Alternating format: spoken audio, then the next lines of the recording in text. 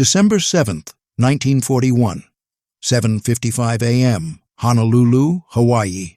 22-year-old Cornelia Fort is doing what she loves most, flying. She's a flight instructor, and right now she's teaching a student named Suomala how to land a small interstate cadet training plane. It's a beautiful Sunday morning. Clear blue sky, calm winds, perfect flying weather. They're practicing touch and goes at John Rogers Civilian Airport, right near Pearl Harbor.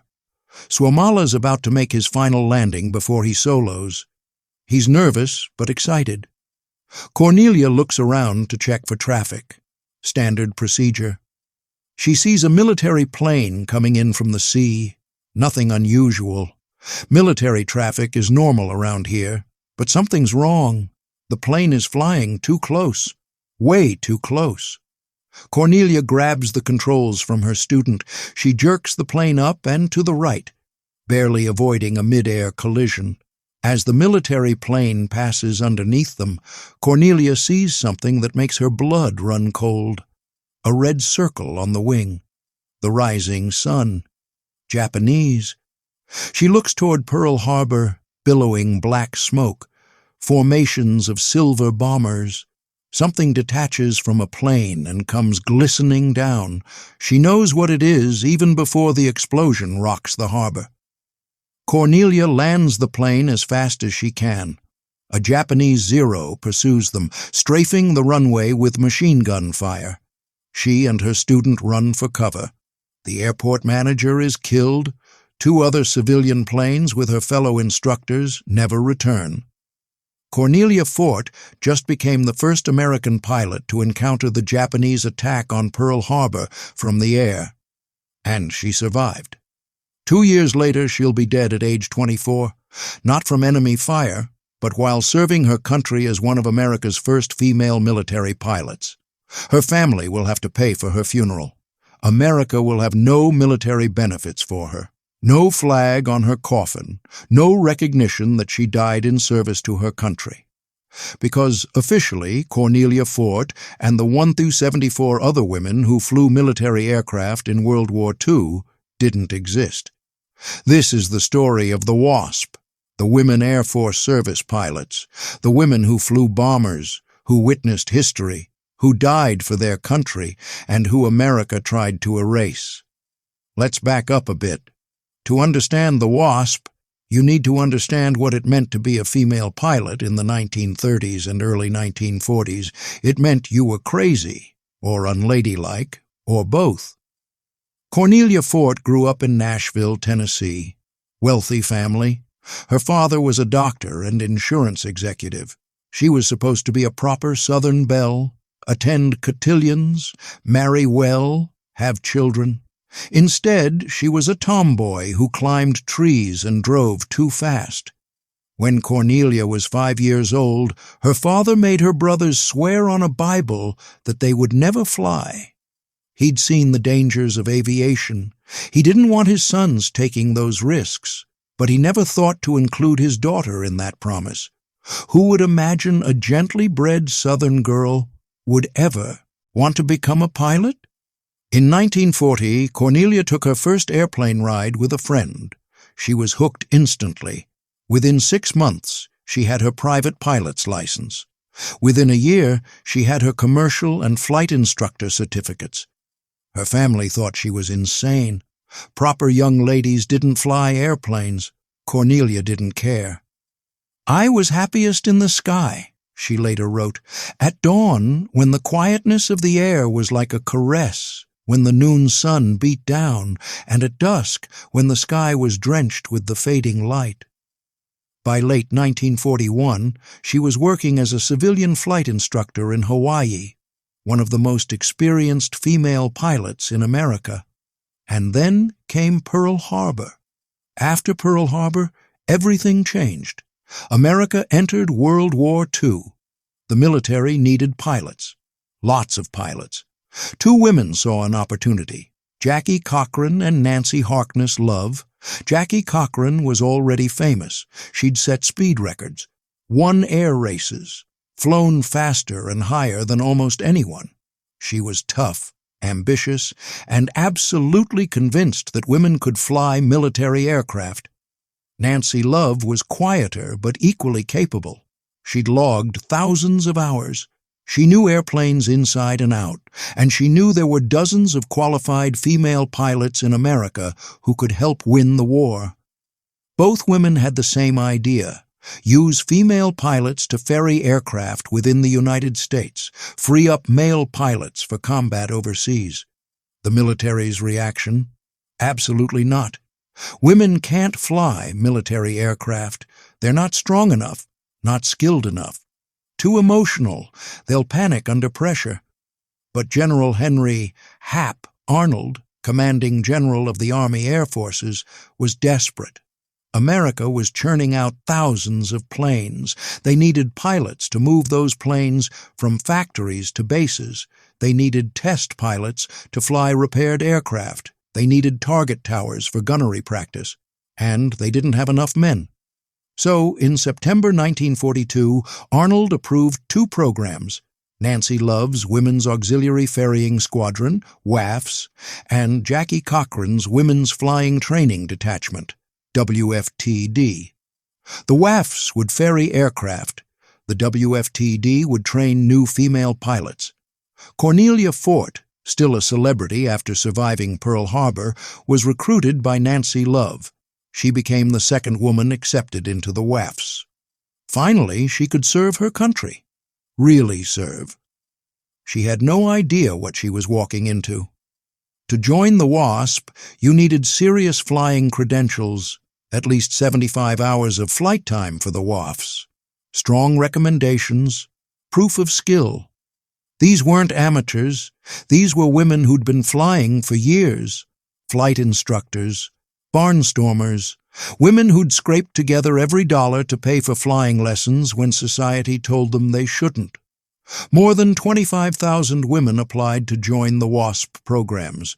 Only 1,830 were accepted into training. Only 1,074 graduated. The training was brutal. It had to be. They'd be flying military aircraft, some of the most demanding planes ever built. Trainees reported to Avenger Field in Sweetwater, Texas, middle of nowhere, blazing hot summers, freezing winters. They underwent the exact same training as male pilots, hundreds of hours of flight time, ground school, navigation, meteorology, Morse code, aircraft mechanics. They marched from place to place, infantry drills, regular inspections, Army discipline without Army status.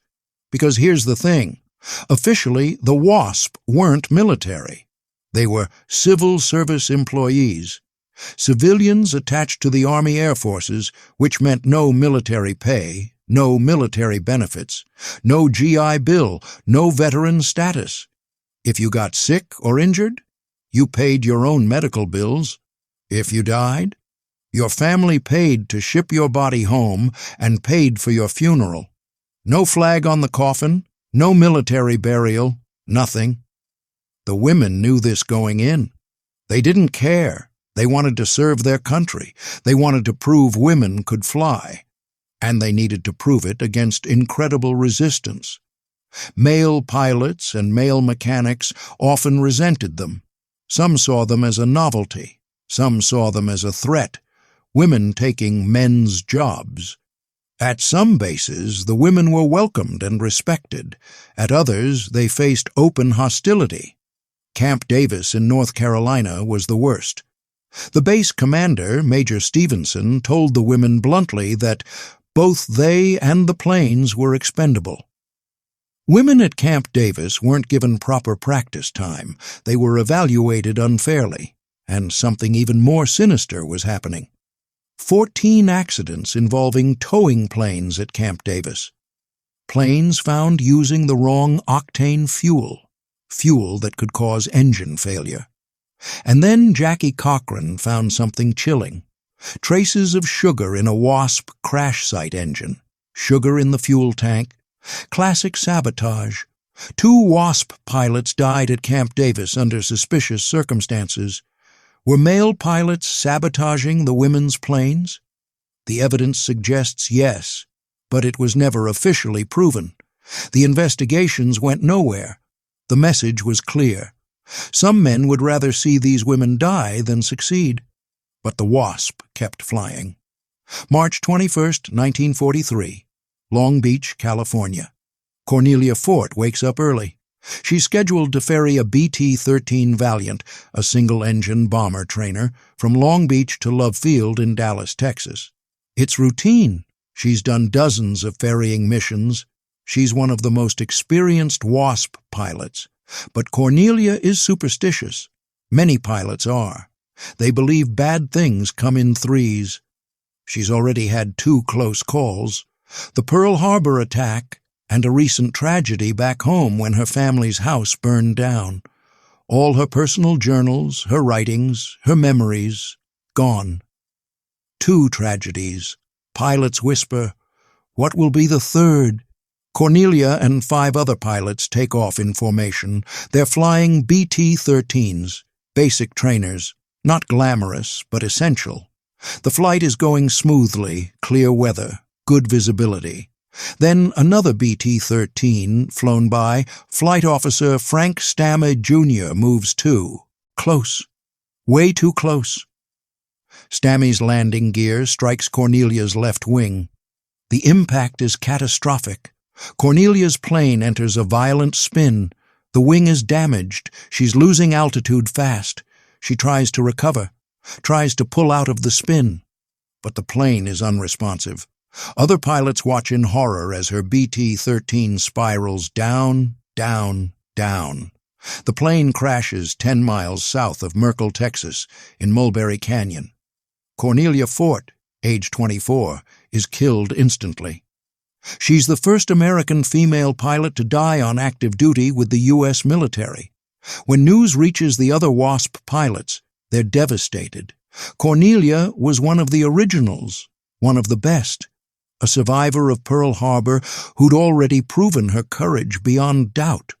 But here's what happens next that makes the tragedy even worse. The Army Air Forces issues a brief statement acknowledging her death. Then, nothing. No military funeral, no honors, no flag-draped coffin. Cornelia's body is shipped back to Nashville. Her family pays for everything: the transport, the funeral, the burial. At Mount Olivet Cemetery, family and friends gather to mourn. But it's a private affair. No military presence, no recognition that she died serving her country. Because officially, she wasn't military. She was a civilian contractor who happened to die in a plane crash. The WASP pilots who knew her are furious and heartbroken. Cornelia Fort witnessed one of the most important moments in American history. She volunteered to serve. She died while delivering a military aircraft, and America gave her nothing. But Cornelia Fort was just the first. There would be 37 more WASP deaths before the program ended, and every single family would have to pay for their own daughter's funeral. Let's talk about what these women actually flew. Everything. They flew every type of military aircraft manufactured during World War II. PT-19 trainers, BT-13 basic trainers, AT-6 advanced trainers, P-39 Airacobras, P-40 Warhawks, P-47 Thunderbolts, P-51 Mustangs, B-17 Flying Fortresses, B-24 Liberators, B-25 Mitchells. And here's the kicker. They flew the B-29 Superfortress. The B-29 was the largest, most advanced bomber of the war. 4 engines, pressurized cabin, incredibly complex, and male pilots were terrified of it.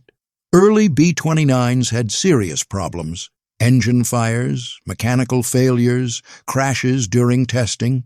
Male pilots were refusing B-29 assignments, literally grumbling and complaining about having to fly that death trap. So General Arnold came up with a plan, a brilliant, manipulative plan. He recruited 2 WASP pilots, Dorothea Johnson and Dora Dougherty Strother, and had them trained on the B-29. Then he sent them to Alamogordo, New Mexico, where male pilots were gathered for B-29 training. The 2 women landed the massive bomber perfectly. Crowds gathered to watch. Arnold's reasoning was simple. If women can fly the B-29, then men should be embarrassed into flying it without complaint. It worked. From that day forward, male pilots stopped grumbling about the B-29. But think about what that means. The military used female pilots as a psychological tool to shame men into doing their jobs. And it never occurred to anyone that maybe these women deserved recognition for their skill. The WASP flew every dangerous mission except combat. They ferried brand new aircraft from factories to military bases, sometimes crossing the entire country. Navigation by charts and landmarks, no GPS, no radar. They test flew aircraft that had been damaged and repaired. This was incredibly dangerous. If the repair was faulty, the plane could fail mid-flight. The WASP knew this. They flew anyway. They towed targets for live-fire gunnery practice. Think about that. They'd fly with a canvas banner trailing behind their plane while gunners on the ground or in other aircraft shot at it with real bullets and shells. Sometimes the gunners missed the banner, sometimes they didn't. They delivered planes to embarkation points where they'd be loaded onto ships and sent overseas. They trained male pilots, actually taught men how to fly certain aircraft. They flew simulated bombing runs so ground units could practice anti-aircraft procedures. They did everything except drop bombs on the enemy.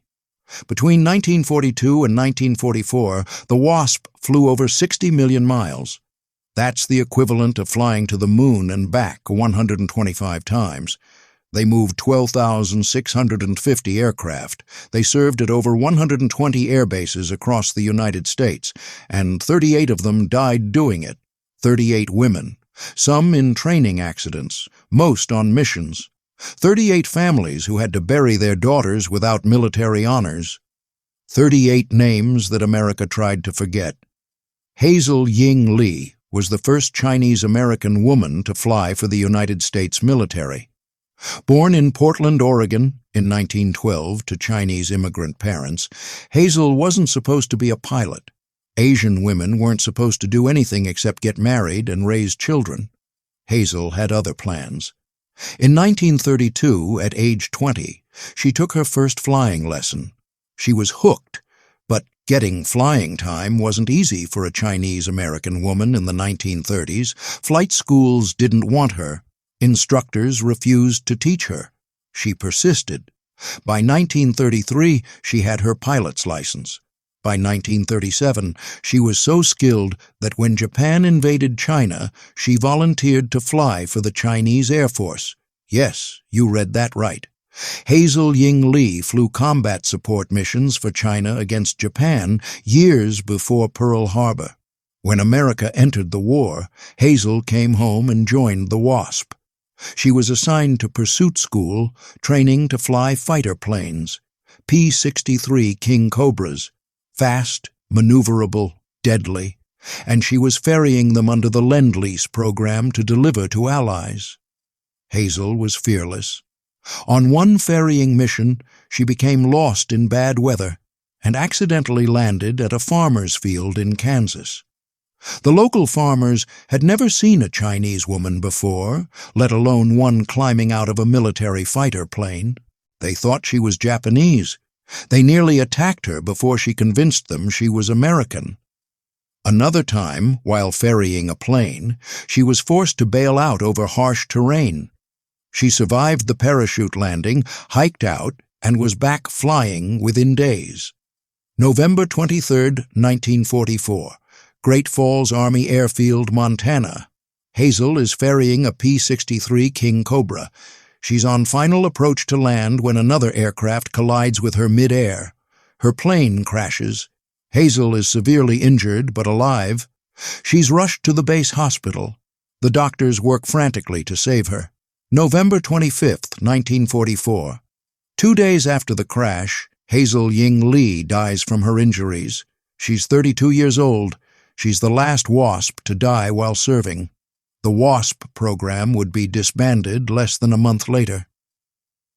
3 days after Hazel's death, her family receives word that her brother Victor, serving with the U.S. Army in France, has been killed in action. 2 children, both dead in service to America, both within days of each other.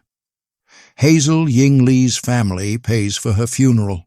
By late 1944, it's clear the Allies are winning, but the war isn't over yet. There are still months of fighting ahead. The WASP are still flying, still serving, still essential.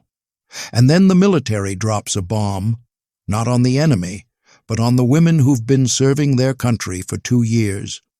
In 1944, General Arnold and Jackie Cochran push a bill through Congress to officially militarize the WASP, give them military status, military pay, military benefits. It makes sense. These women are doing military work, flying military aircraft, dying in military service. But male pilots are coming home from combat, and they're furious that women have been flying their planes. The press turns against the WASP. Newspapers run stories implying the women are inexperienced, that they're taking jobs from better, more qualified men, that the program is an expensive failure. None of this is true. The WASP have lower accident rates than comparable male pilots. They've proven themselves over and over. But it doesn't matter. Public opinion shifts. Congress votes on the militarization bill. 188 against, 169 for, 79 abstaining. The bill fails. But it's worse than that. Congress doesn't just refuse to militarize the WASP. They vote to disband the entire program.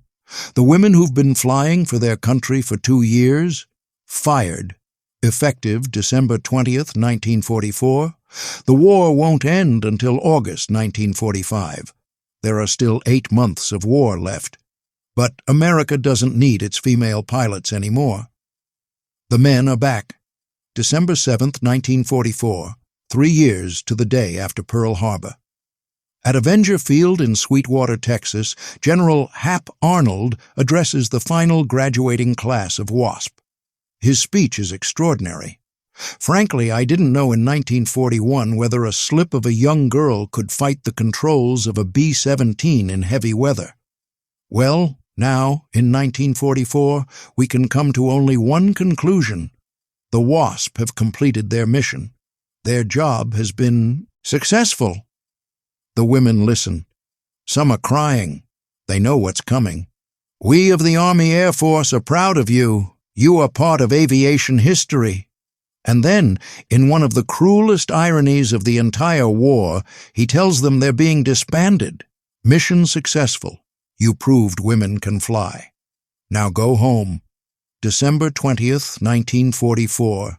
The WASP program officially ends. The women are given a few days to pack their belongings and leave. They have to pay their own way home. No mustering out pay, no benefits, no GI Bill, no veteran status. Many of them can't afford the train tickets. They have to borrow money or hitchhike. And here's the final insult. The WASP records are classified and sealed. For 33 years, the official records of what these women did will be locked away in government archives, inaccessible to historians and the public. America is literally erasing them from history. The years after the war are bitter for the WASP. They come home to a country that doesn't want to talk about them, doesn't want to acknowledge what they did. They can't get jobs as pilots. Airlines won't hire women. The military certainly won't. They go back to being secretaries, teachers, housewives. All that skill, all that courage, wasted. And they're not allowed to talk about it. The records are classified. Their service is secret. When male pilots gather for reunions and tell war stories, the WASP aren't invited. When aviation history books are written, the WASP aren't mentioned. It's as if they never existed. Then, in 1976, something happens that makes the former WASP absolutely furious. The United States Air Force announces it's accepting women into pilot training for the first time in history. The first time in history. The WASP read this in newspapers and magazines. They hear it on TV, and they explode with rage. The first time, they flew over 60 million miles. 38 of them died. They flew every military aircraft in World War II.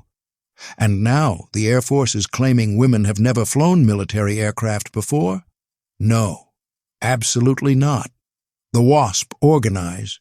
They lobby Congress. They tell their stories to anyone who'll listen. It takes a year of fighting, but in 1977, Congress finally passes a bill. The WASP are officially granted military veteran status, 33 years after the program ended. Many of the original WASP have already died. They died as civilians. Their families never received military benefits, but at least now, finally, the surviving WASP are recognized. In 1984, each WASP pilot is awarded the World War II Victory Medal. It's something, but it's not enough. The fight for full recognition continues for decades. Finally, in 2009, Congress votes to award the WASP the Congressional Gold Medal, one of the highest civilian honors in America. On March 10, 2010, around 200 surviving WASP, many in their 80s and 90s, gather at the U.S. Capitol to receive the medal. It's 66 years after the program was disbanded. 66 years. Most of the original 1,074 WASP are dead. They never lived to see this recognition. But the women who are there, the survivors, they accept the medal with pride and tears. Today, the WASP story is slowly being told. Museums have exhibits. Books have been written. Documentaries made. The National WASP Museum in Sweetwater, Texas, preserves their legacy. But ask most Americans about the WASP, and they'll have no idea who you're talking about. These women flew bombers. They witnessed Pearl Harbor. They faced sabotage and discrimination. 38 of them died serving their country. And for decades, America pretended they never existed. Cornelia Fort, killed at age 24, wrote these words before she died. "If I die violently, who can say it was before my time? I was happiest in the sky, at dawn, when the quietness of the air was like a caress, when the noon sun beat down, and at dusk, when the sky was drenched with the fading light. Think of me there, and remember me." We remember you, Cornelia. We remember all of you. The women who dared to fly when society said they couldn't. The women who proved they could handle the most powerful aircraft ever built. The women who gave their lives for a country that wouldn't even say thank you. The women Air Force service pilots. 38 died. All of them served. None of them forgotten anymore. This is their story.